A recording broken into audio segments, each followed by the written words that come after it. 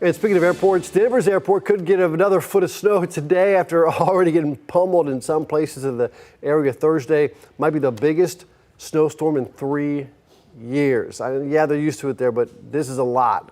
Schools are canceling classes. Airports are grounding flights. Our news partners in Denver ran into one Texan who got caught in the snowy weather, kind of putting a kink in the old spring break plans, eh? The plan is to stay in a hotel. We called this morning, got some reservations ahead of time. Might have to stay here a couple of days. That was not the original plan, but our flight got canceled, so we're here for a few more days anyways. Oh man, well, good luck. We'll just play in the snow. Been there, yep. Stuck in Denver from the snow. Enjoy it, man. I'll tell you what, make lemonade out of lemons, right?